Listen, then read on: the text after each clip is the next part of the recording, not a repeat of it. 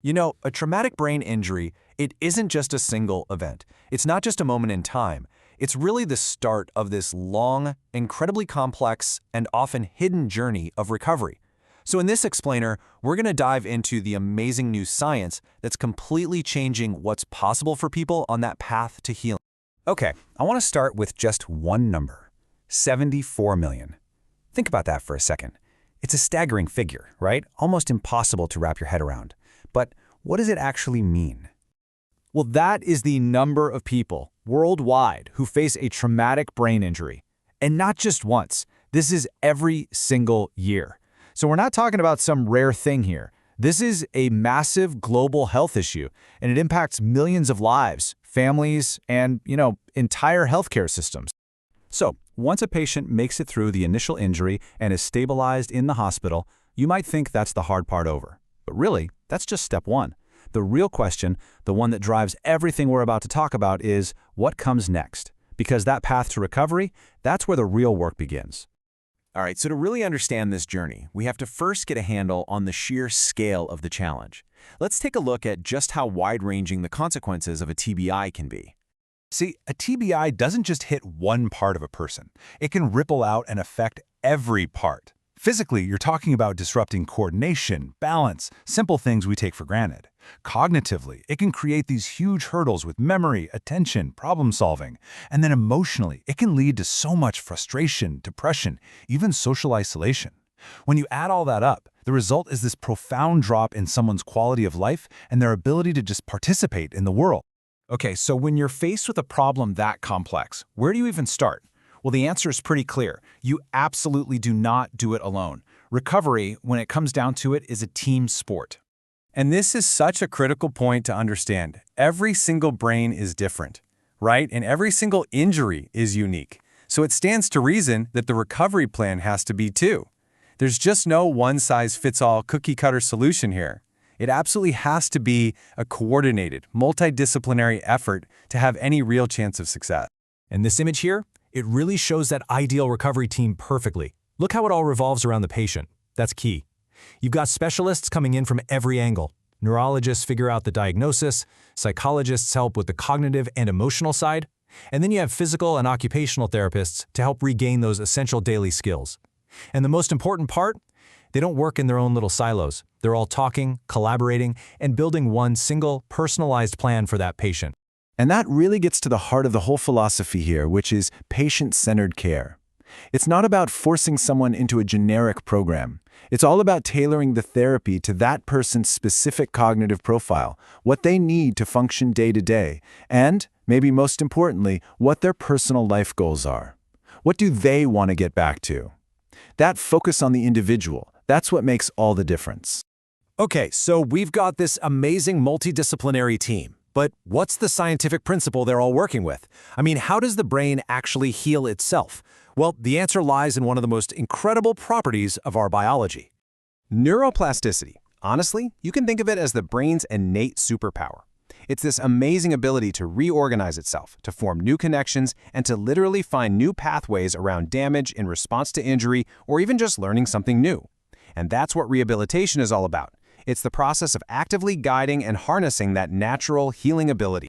And this chart here gives you a great idea of how different therapies actually trigger that reorganization. So things like repetitive task-specific training or really targeted cognitive rehab, they're all designed to do one thing: encourage the brain to build those new neural pathways. In essence, they're helping the brain literally rewire itself around the damaged parts to get function back online. So when we talk about cognitive rehab, there are basically two main approaches, and they work hand in hand. On one side, you have restitutional strategies. The goal here is to directly restore the function that was lost, usually through a lot of repetition.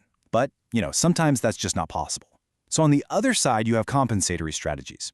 These are all about teaching patients how to work around their deficits, using new tools, new techniques, new ways of thinking to get things done. A really good plan is going to use both. All right. Now this is where things get really exciting in my opinion. Let's take a look at how technology is just completely revolutionizing TBI rehab and opening up possibilities that we couldn't have even dreamed of a decade ago. I mean, seriously, stuff that was pure science fiction just a little while ago is now becoming standard practice.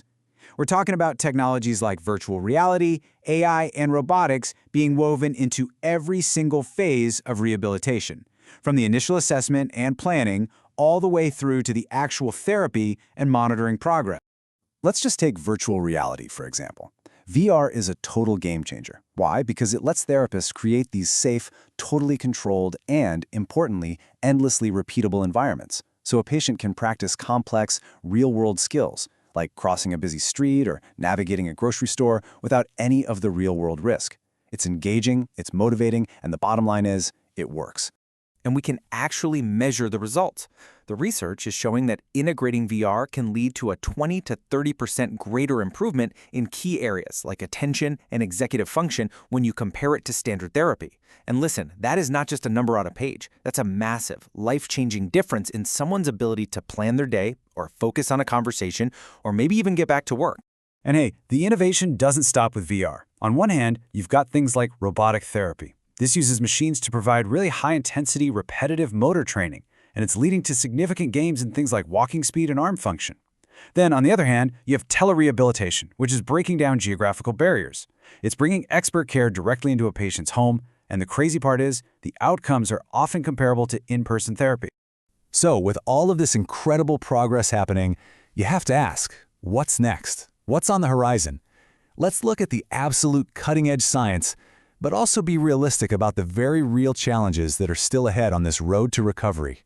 It seems like the future is really going to be about integration. The big idea is to combine all this powerful, data-driven tech we just talked about with the next frontier, which is regenerative medicine. Now we're talking about therapies that don't just work around the damage, but actually aim to repair the brain on a cellular level. We're talking about mind-blowing tools like stem cells and nanotechnology. But we have to pump the brakes a little and be realistic here. The promise? It's absolutely incredible. I mean, just imagine stem cells that could actually replace damaged brain cells, or tiny nanoparticles delivering drugs exactly to the injury site. But the hurdles to get there are just as big. You've got major safety risks, astronomical costs, and the just plain enormous challenge of making any of this work safely and effectively inside a living, breathing human brain. So all of this brings us to the big questions that researchers are still trying to answer.